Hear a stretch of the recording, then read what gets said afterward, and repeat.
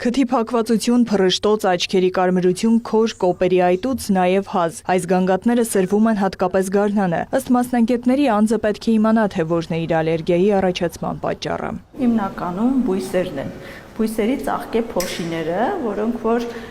թվում է թե արևի հետևանքով են իրենք ակտիվանում, բայց ամեն դեպքում արևը այստեղ այդքան էլ դեր չունի, ուղղակի այդ բույսի ծաղկման սեզոնն է լինում եւ կարող է հենց գարնանը ակտիվանալ, բայց մարդիկ կան, ովքեր ունեն օրինակ ամռանը կամ աշնանը ծաղկող բույսից ալերգիա եւ իրենց մոտ այդ սեզոնին են նմանատիպ սիմպտոմներ առաջանում։ Ալերգիա ունեցող անձի վիճակը թեթևացնելու նպատակով նախ պետք է ստուգվի ալերգենի տեսակը, գտնելու այսպես կոչված հիմնական մեղավոր ալերգենը։ Միշտ հարց է առաջանում, ասենք թե իմացան կոնկրետ ինչ-որ խոտից է կամ ինչ-որ բույսից է ալերգիան, ինչ է փոխվում մեր կյանքում։ Իրականում շատ բան է փոխվում, նախ իմանում ենք սեզոնայնությունը, օրինակ գարնանը ծաղկող բույս է, թե ամռանը ծաղկող բույս, որտեղ միշտ խորհուրդ ենք տալիս սեզոնից առաջ կանխարգելիչ դեղորայք օգտագործել, որպեսզի սեզոնը ավելի թեթև ընթանա։ Ալերգենի տեսակը որոշելուց հետո միայն պարզ է դառնում, հնարավոր է ալերգիան բուժել, թե ոչ։ Ամբողջ աշխարհում արդեն մտածել են ալերգիայի բուժում եւ դա պատվաստման մեխանիզմով մտածած գործողություն է, երբ որ օրգանիզմին փոքր դեղաչափերով տալիս ենք ալերգենը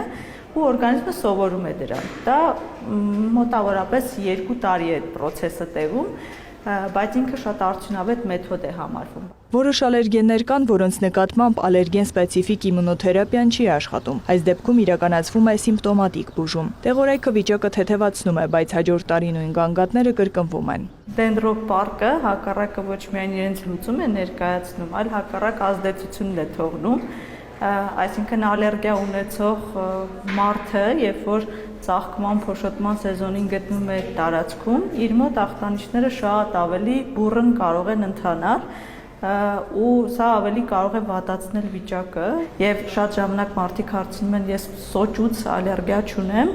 կարող եմ հանգիստ գնալ բայց այնտեղ միայն սոճին չէ գետնին լիքը խոտեր կան ու տարբեր բույսեր կան եւ այդ մյուս բույսերից ալերգիա ունեցողները ելի նույն նմանատիպ սիմպտոմները կարող են ունենալ։ Չկա որևէ գիտական ապացույց, որ ծառերի փոշոտումը կարող է վերացնել կամ բուժել ալերգիան։ Ըստ մասնագետի հակառակը ալերգիայի առաջացման ռիսկը կարող է ավելի մեծանալ։